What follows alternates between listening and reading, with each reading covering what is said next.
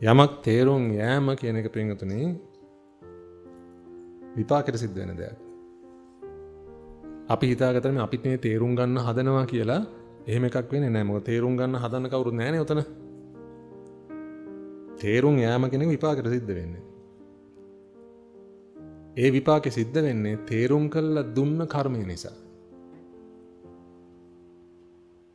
ඒ කියන්නේ තේරුම් කර දීමත් විපාකයක් තමයි. නමුත් ඒ තේරුම් කර දීම විපාකේ බහින වෙලාවේ අවිද්‍යාවෙන් තණ්හාවෙන් කර්මයක් හදාගෙන මට කීවා මම තමයි මේ තේරුම් කරලා දෙන්නේ කියලා.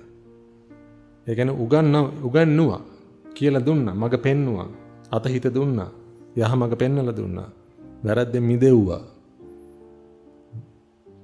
ඇත්ත පෙන්නලා දුන්නා. අන්න ඒවට එක විපාකෙට සිද්ධ වෙනලාවේ අවිද්‍යාව තණ්හාව නිසාම තමයි. එදා හිතුණා මං තමයි කරන්නේ කියලා.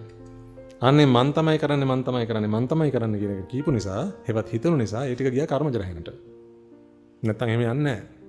බුදුහාමුදුරන්ට කියේ නැහැ නේ. අද ඒව පාවිච්චි කළා කාරණාවක් කියවෙනකොට, ඇහෙනකොට ඒක තේරුම් යාම කියන එක විපාකෙට සිද්ධ වෙනවා. එහෙනම් මම මේ කරන්නේ තින්තුනේ පින වැය කරනවා, පින හම්බ කරනවා. පින වැය කරනවා, පින හම්බ කරනවා. පින වැය කරනවා, පින හම්බ කරනවා.